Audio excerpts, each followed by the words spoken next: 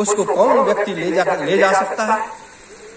जब उनकी इच्छा होगी कि भाई अब मुझे जाना है, अब इतना मैंने बहुत समय यहाँ पर दे दिया और जो मेरा काम था उसको मैंने पूरा कर दिया, सब कुछ अमन चैन हो गया, अब मुझे चलना चाहिए यहाँ से, तब वो जाने की तैयारी, तब वो जाते हैं, उसके पहले नहीं। तो ये इसका ज्ञान लोगों को होना चाहिए। जैसे अब नेताजी को लेकर के देखा जाए तो राजनीतिक संदेश में हमारी सरकारें, हमारे तमाम लोग कहते हैं, तो वो लोग, उनको ज्ञान नहीं। भारतवर्ष के महात्माओं के बारे में, उनकी आध्यात्मिक शक्तियों के बारे में उनको ज्ञान ही नहीं। हमारे देश के ऐसे ऐसे महात्मा हुए हैं जो अपने शरीर को, इसी शरीर को, इस बालू के कण से ज्यादा महीन में इस शरीर को बिखेर देते हैं और बालू जैसे शरीर रेत में मिल जाता है। उसके बाद इसी शरीर को पुनः इस हाड़ मांस के शरीर को वो तैयार कर लेते हैं। हमारे भारतवर्ष में ऐसे ऐसे मनीषी हैं, ऐसे ऐसे महात्मा, ऐसे ऐसे महात्मा हैं कि उनको गंगा जी स्नान करने की जरूरत ही नहीं। वो यही बैठे रहेंगे और ध्यान करेंगे गंगा जी वहां आकर के, और उनको एकदम से स्नान करा करके उसके बाद वो चली जाएगी। तो ये भारत की आध्यात्मिक शक्ति है, ये भारतवर्ष की आध्यात्मिक शक्ति है। भारतवर्ष की आध्यात्मिक शक्तियों का कोई पार पा रहा है, कोई पा ही नहीं सकता।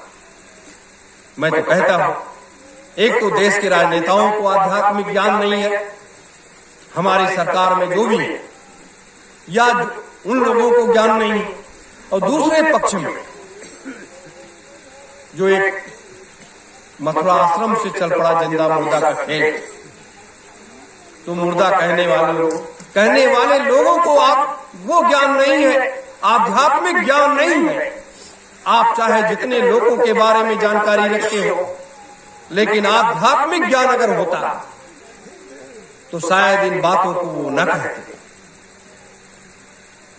इन बातों को न कहते। तो वो आध्यात्मिक ज्ञान नहीं है, क्योंकि महात्मा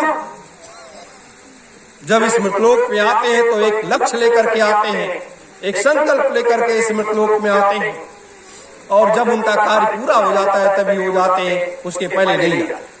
जैसे परम पूज्य महान संत सम्राट जी ने मुजैना आश्रम पर और तमाम जगह भी उनका उद्धरण आजादी के उस समय लड़ाई का भी उद्धरण है। उन्होंने उस समय भी कहा था कि मैं 2039 तक इस पृथ्वी पर रहूं, और मुजैना आश्रम पर भी इस बात को बार बार दोहराया कि मैं 2039 तक इस पृथ्वी पर मौजूद रहूंगा।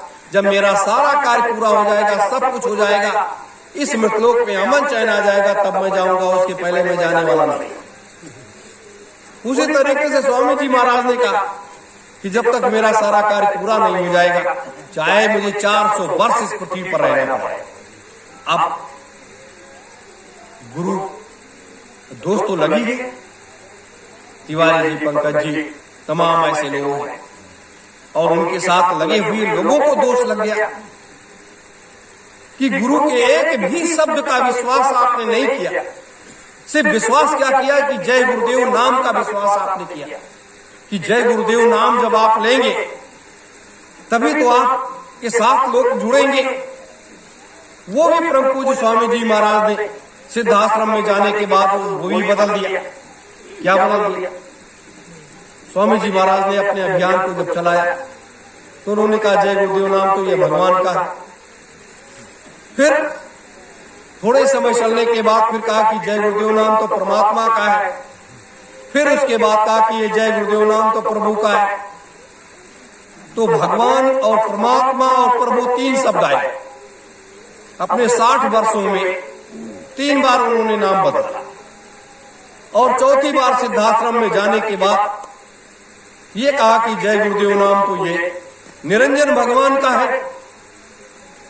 अब अपने गुरु भाई बहन बहुत से लोग ये कहते हैं कि आप कैसे कह सकते हो कि निरंजन भगवान का। निरंजन भगवान तो काल है। बहुत से ऐसे लोगों के प्रश्न, काल की उपमा क्या है? काल की उपमा यह है कि हिंसक को मार देना, ये काल का काम है। जो हिंसा करे उसको मार देना, ये काल का। और उसी को कहा गया कि हिंसक को मार देना ये सबसे बड़ी अहिंसा है। ये मृतलोक का कर्म क्षेत्र कहता है। मृतलोक का ये कर्म क्षेत्र है। और धर्म क्षेत्र ये कहता है कि गलत काम करने वाले व्यक्ति को उसे रूहानी सत्संग सुना करके उसकी आत्मा का परिवर्तन किया जाए, उसकी आत्मा का परिवर्तन किया जाए। ये धर्म क्षेत्र हमारा कहता है। मेरे प्रेमी जनों, मैं आपको इसलिए आज बता रहा हूं, हमेशा आपने हमारे विचारों को सुना है। आज मैं इसलिए बता रहा हूं कि आने वाला समय जिसकी प्रतीक्षा आप लोग कई सालों से करते चले आए, कई सालों से करते चले आए। बचपना बीत गया, जवानी आई और जवानी भी बुढ़ापे की तरफ बढ़ गई। लेकिन ये परिवर्तन नहीं हुआ, बदलाव नहीं आया, युग परिवर्तन नहीं हुआ, व्यवस्था नहीं हुआ। तो अब ये व्यवस्था को बदलने के लिए सारी तैयारियों को पूरा कर लिया गया है। सारी तैयारियों को पूरा कर लिया गया है। अब एक कदम हम आगे बढ़ेंगे, एक कदम आप आगे बढ़ोगे और वो जाकर के मालिक के चरणों में हमें आपको रोक देगा। मालिक के चरणों तक पहुंचने की आवश्यकता है। और उनका एक आदेश मिलते ही, उनका एक आदेश मिलते ही ये सारे कार्य पूरा शुरू हो जाए। ये दिखाई देने लगेगा सबको प्रत्यक्ष। और जब प्रत्यक्षम की प्रमाणम, प्रत्यक्ष कोई चीज है उसका प्रमाण की तो आवश्यकता है नहीं। तो अब जैसे ये पूर्णमासी की तिथि को ये निर्धारित किया गया कि प्रत्येक माह जो है यहां पर यज्ञ वेदी पर, यज्ञ कुंड में, यज्ञ वेदी पर बैठ करके आप सब यज्ञ कुंड में आहुति को डालेंगे। तो जब यज्ञ कुंड में आहुति को डालेंगे तो इसका कारण क्या? इसका कारण क्या?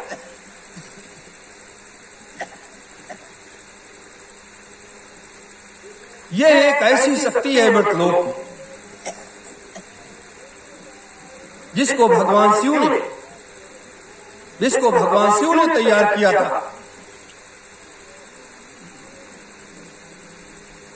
और भगवान शिव ने यह भी कहा था, यह आशीर्वाद दिया था कि मृतलोक में जब कोई भी अवतारी शक्तियां जाएंगी काम करने के लिए, और जब वो जाएंगी और बिना आपके आशीर्वाद प्राप्त किए वो मृतलोक में अपने कार्य को पूरा नहीं कर पाएंगे। ये भगवान शिव का दिया हुआ वो आशीर्वाद है इस शक्ति को, जिसको सबको करना पड़ता है। बिना इसके किए कोई भी मृतलोक पर विजय प्राप्त ही नहीं कर सकता। ये मर्यादाएं हैं। मर्यादा का कोई भी व्यक्ति उल्लंघन नहीं कर सकता। इन चीजों की जानने की जरूरत है। आज जैसे अपने यहां रतन बाबा जी ने एक आवाज दिया कि कलयुग जा रहा है और सतयुग आ रहा है। तो कलयुग कैसे जा रहा है, सतयुग कैसे आ रहा है? आज तो वर्तमान में जितने बूचड़ खाने चल रहे थे उससे 10 गुना बूचड़ खाने और चलने लगे। आरएसएस वालों ने, बीजेपी वालों ने गुजरात में तो सबसे बड़ा बूचड़ खाना खुलवा दिया, अल कबीर बूचड़ खाना। जहां 10,000 जानवर कटते रहे होंगे वहां 10 लाख कटने लगे। तो ये कितना बड़ा पाप और बढ़ गया। तो कलयुग कहां जा रहा है? शराब का व्यापार छोटे स्तर पर था, शराब का व्यापार बड़े स्तर पर हो गया। गली गली चौराहे चौराहे पर लोग शराब पीने लगे, हमारी सरकारें पिलाने लगे, हमारी सरकारें सब जगह शराब की दुकानें खुलवा दिया। तो ये व्यवस्था, तो कलयुग कहां जा रहा है, सतयुग कैसे आ रहा है? आप बिच्छू का मंत्र जानते नहीं और सांप के मुंह में अपने हाथ को डाल रहे हो, तो कैसे ये सारे कार्य हो? सतयुग को इस धरातल पर लाने के लिए बहुत त्याग और तपस्या की जरूरत है, बहुत बड़ी शक्ति की आवश्यकता है। जैसे महात्माओं ने अपने सारे तपोबल को लगा दिया था, तब जाकर के 1000 वर्ष के लिए सतयुग को वहीं पर रोक दिया था और द्वापर न लाकर के त्रेता को लेकर के आए थे अहिल्या के उद्धार के लिए। तो उसी प्रकार से इस युग को बदलने के लिए बहुत बड़ी शक्ति की आवश्यकता है और बिना शक्ति के आप इतने बड़े कार्य को आप पूर्ण नहीं कर सकते, क्योंकि ये मृतलोक का शाश्वत नियम है। मेरे धर्म प्रेमी गुरु भाई बहन, ये मैं आपको इसलिए बता रहा हूं कि आप किसी भ्रम में मत रहो। इस लड़ाई को लड़ने के लिए, इस लड़ाई को जीतने के लिए हमें मन क्रम वचन से सत्य मार्गी बनना पड़ेगा, सत्य मार्गी बनना पड़ेगा। और जब आप सत्य मार्गी बन जाओगे, तभी आप जो ये रेस है, इस रेस में आप भागीदारी निभा पाओ। हमें जरूरत बड़े पैमाने पर भीड़ की नहीं, हमें जरूरत 10,000 व्यक्तियों की है। 10,000 व्यक्तियों को हमें पूरे हिंदुस्तान में, दुनिया में घूम करके तैयार करना। वो 10,000 ऐसी जीवात्माएं हैं, 10,000 ऐसी जीवात्माएं हैं जो यहां पर वो आने के बाद उनके अंदर शक्ति का संचार किया जाए, उनके अंदर वो प्रेरणा दी जाए, उनके अंदर वो ताकत भरा जाए और थोड़ा सा वो प्रयास करो, तो उनके द्वारा ये संसार की व्यवस्था को बदल दिया जाए। संसार की व्यवस्था बदल जाएगी और एक नया नजारा देश और दुनिया को देखने को मिलेगा। तो उन 10,000 जीवात्माओं की तलाश करनी है, उन शक्तियों की तलाश करनी है जो अपने साथ 10,000 लोगों को हमें लक्ष्य बना करके तैयार करना, लक्ष्य बना करके तैयार करना।